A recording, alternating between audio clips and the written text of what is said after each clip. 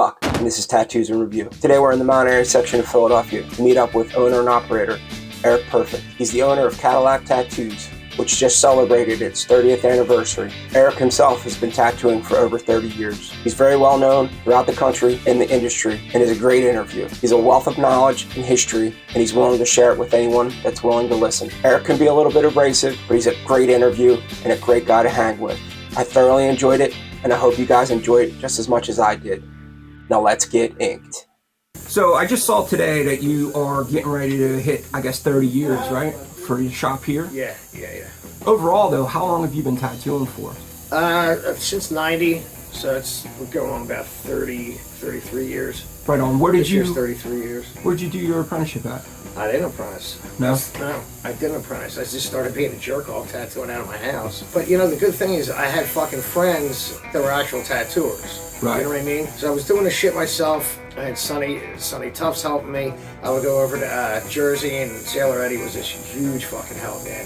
And he was literally the first guy that was just like open the door and was like super helpful. You know what I mean? And I always heard like what an asshole he is, and he was the nicest fucking guy to me. Just fucking would give me all kinds of fucking help, and you know, do it this way, and show me, you know, when I was getting tattooed by him, he'd show me what he was doing, and you know. But what really fucking helped was I had been tattooing probably about 4 or 5 years. I went to that Miami convention. I was kind of friendly with Eric Inksmith, and that convention, man, you know, he like took me aside, looked at my photos and stuff, and you know, because I was asking, I got tattooed by Mike Malone, and he went through my photographs, and you know, I got tattooed by Gibson at that one. I had talked with him, and you know, they gave me a lot of fucking help. That one was where Eric kind of took me under his wing, and then from then on, it was just nothing but fucking all the info I needed to get better.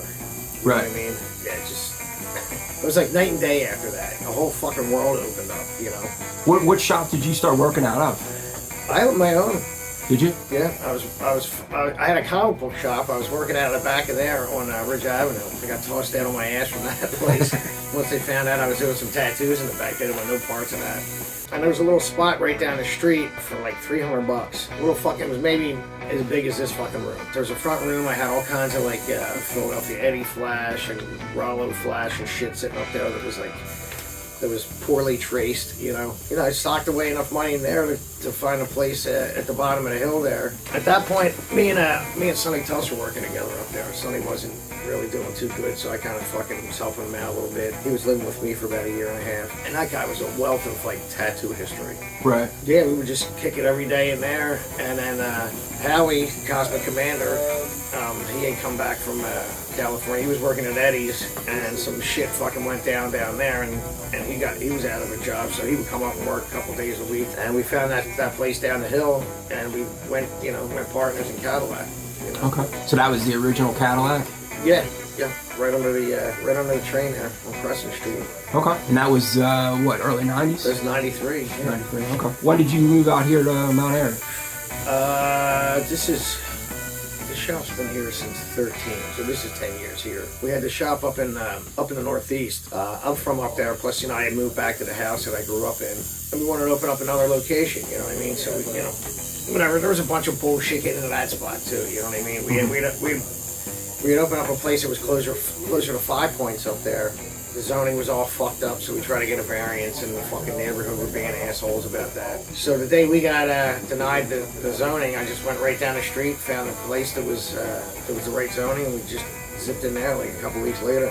Okay. Opened that one up. And that was open in 98. And what street was that on? Right on Rising Sun. Rising Sun. Mm-hmm. Okay. Somebody had asked me about that. I cut out of there a few years ago and gave the place to Hooligan. Okay. I was just done. And, you know, 3 shops was too much. Yeah, because I was going to ask you, so when did you open up Hatboro? Hatboro was 17. Okay. I was 17, you know. It's just a nice little satellite shop, you know what I mean? Right. You know, just like all the other Cadillacs, you know what I mean? Has that same fucking look, has the same vibe. You know, you walk in, you get tattooed that day. Yeah. And make an appointment, whatever. I don't know. I don't know where this fucking making appointment bullshit came from, but we're gonna get into that because I got some theories about that. You know, for somebody that's been around for as long as you have, what would you suggest somebody that was coming into the business? You know, don't. Why the fuck would you want to do this? I mean, seriously, you gotta think to yourself, why do you want to do this? are you in love? Are you really in love with this? Like, if you're gonna do something like this, I mean, you have to have some kind of love for it, you know? I see a lot of these kids that go to art, they think the road is going to art school and doing this. That the road is get a job that you fucking hate first, and then get tattooed, hang out at the shop, like get to know something about the tattoo world with real tattooers, not dickhead kids that don't know what the fuck they're doing. Mm-hmm. You know what I mean? Like, talk to some real tattooers, you know? Like, it used to be, if you wanted to get an apprenticeship, man, you hung in a shop and you got tattooed by these motherfuckers. Right. You know? Like, if you want someone to teach you, you better like what they're doing. Right. Because that's what they're going to teach you to do. They're going to teach you to tattoo like they tattoo. So if you're not into their shit and you're just using them to learn how to tattoo, then you're the asshole, not them. You can make millions of dollars just by being a plumber or an electrician or a fucking mason or, you know, doing masonry or building shit, you know what I mean? This is a luxury. People don't need this shit. You know what I mean? Like, these kids, they barely make a fucking living. I don't know why. What I don't understand is why you would open a studio to do the same tattoos that we do every day off of the fucking wall. You're acting like you're drawing up some special thing for someone. All you're doing is ganking something that someone did already. Right. You know what I mean? Right. And you have a studio for this because you think you're a tortured fucking genius? It doesn't make sense to me. I don't get it. I don't know why you would plan your whole life out. I like the spontaneity of just opening up and let's see what happens today. And there's so many people doing it, and the competition is so fucking fierce right now. Why would you want to add yourself to the mix? How are you going to make tattooing better? What are you going to bring to the table? If it's nothing, and you're just going to fucking copy a bunch of fucking bullshit everyone else is doing, go fuck off. You know what I mean? Like, we don't need you. To be honest, there's room for people that want to make this better. You know what I mean? That want to contribute back to it. They want to help preserve what's here too. You know what I mean? I just don't see it. You know, it's take. Everybody wants to suck this fucking thing dry, and then there's not going to be anything left. So for me, that's why I wanted to do this. I appreciate the history of it, and I appreciate the guys that came before. There's a lot. What the crazy thing about the history of this is, like, okay, you know, we all know that, you know, ancient people got tattooed, blah blah blah blah blah, whatever. But if you look back to like 1800s or whatever, there's really no fucking history there. There's a couple guys like, you know, Hildebrandt and maybe a couple other fucking names, but like that was all hand tattooing, number one. And they probably didn't do it for a living. You know what I mean? So like this whole tattoo thing isn't really that old as a profession. Right. You know what I mean? Like an industry, I guess how they call it now. You know, 30s forward? What's that? 1930s forward? I like turn of the century. You know, 1891 was when Samuel O'Reilly had the electric tattoo machine. He patented it. Okay. So that's kind of when everything kind of changed. You know, it was based on Edison's fucking electric pen. That was a game changer. You know what I mean? You know, people didn't have to sit there and do shit. You know, which a lot of guys were doing on the old ships and stuff. You know, like sailors and criminal. Yeah, it was for scumbags. It wasn't. You know, and then at one point, you know, royalty was getting. It was fascinating to royalty when they saw like Cook come back from the islands. You know what I mean? With all tattooed up by the people on the islands. It became like kind of a fancy thing to do, you know, and the rules right. And even like ancient Japan, you know, the Japanese, like the rich people were getting tattoos. It was forbidden for poor people.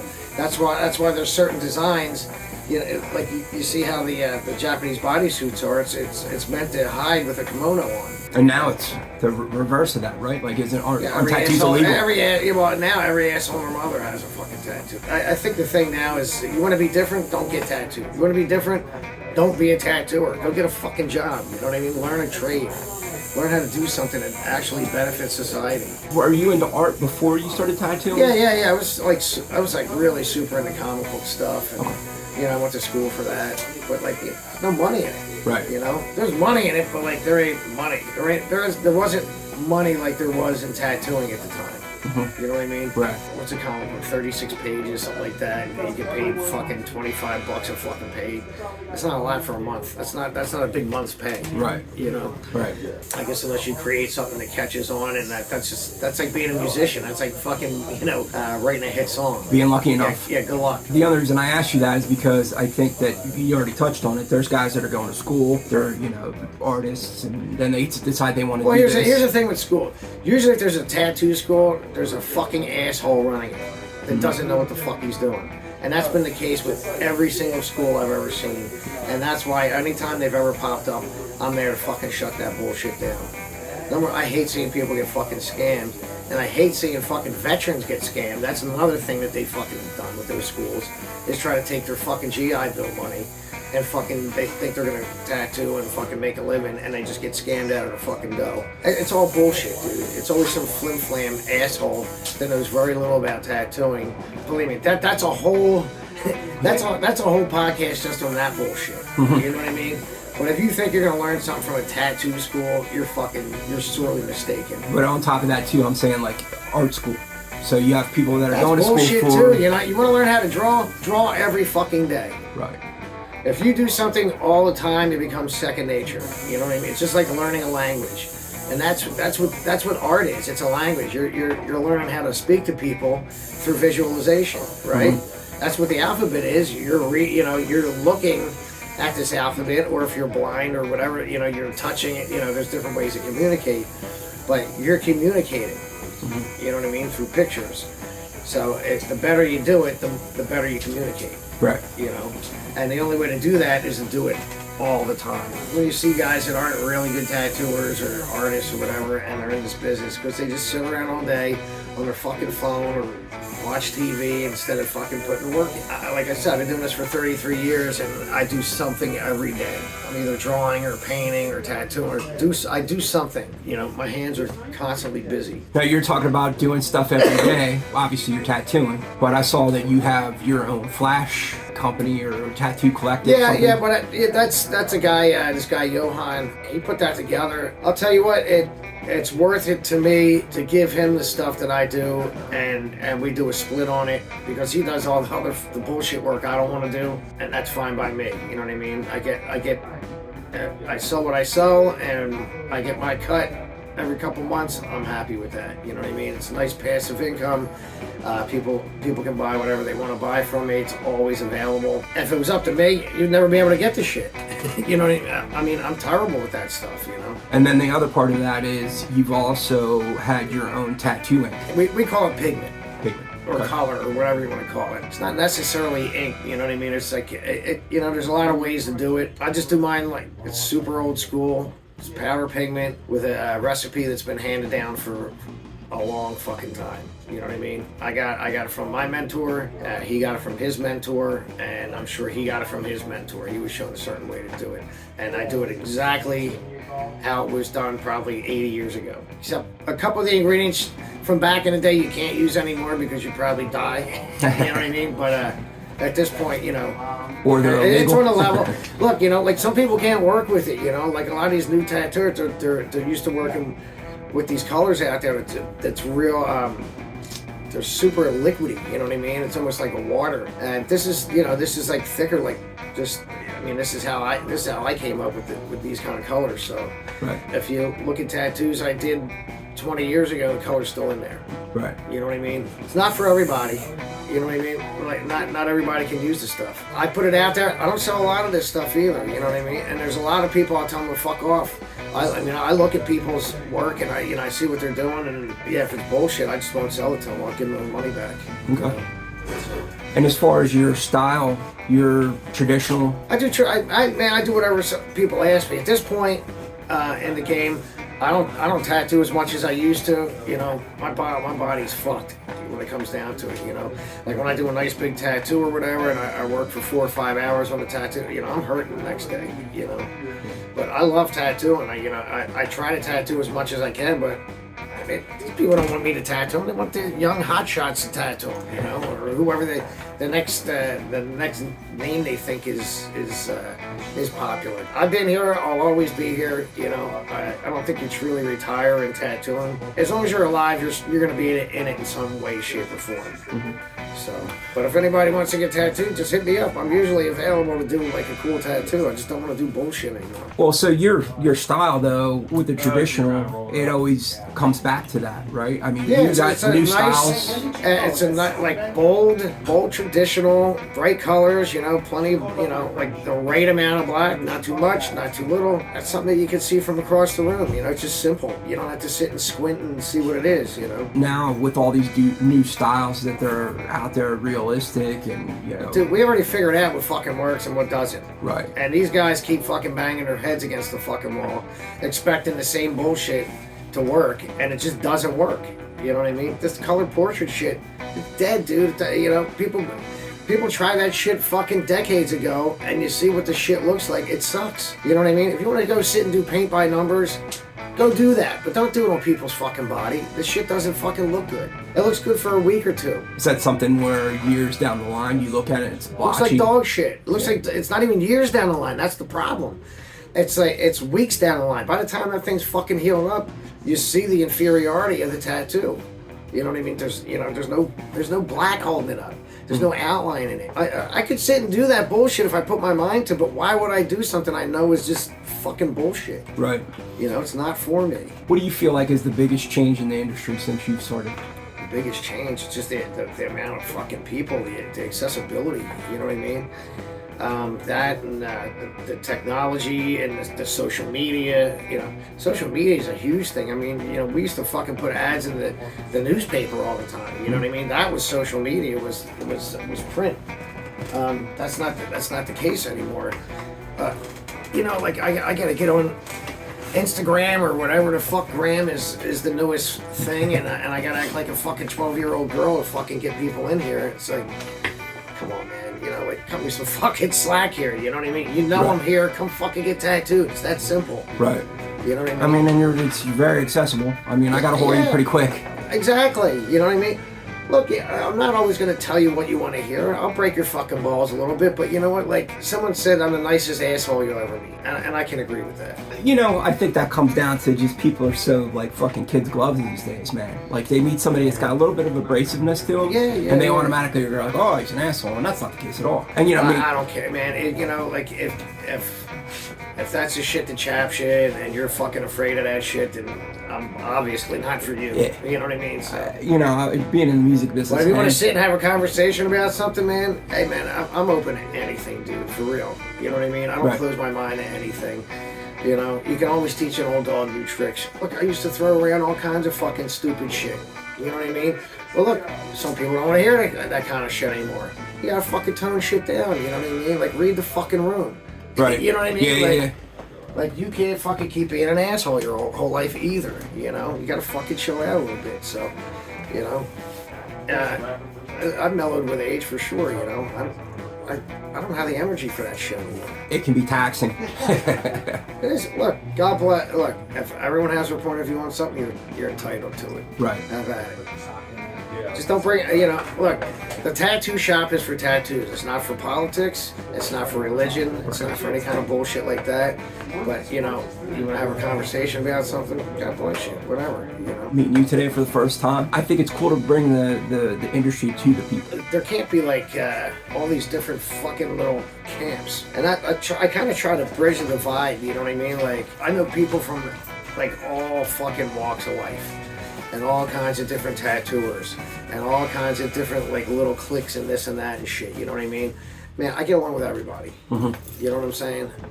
As long as you're not an asshole, you know what I mean, and a shit talker, I don't fucking need that bullshit. But, like, I can bring so many people together just by fucking saying something about someone that someone may not know.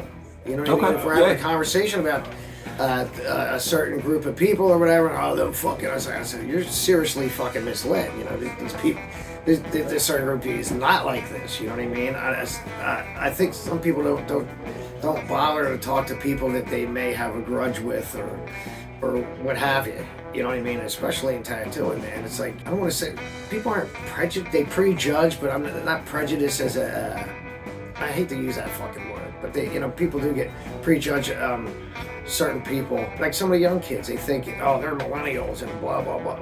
Man, these kids are the fucking future, dude. These are the guys that you're going to be leaving this in their hands. It would probably be advantageous if you see where they're at with things, and maybe try to fucking teach them a few things too. Not be a fucking dickhead to these kids all the time. That's like people are like, oh, these kids this, these kids that. They're your fucking kids.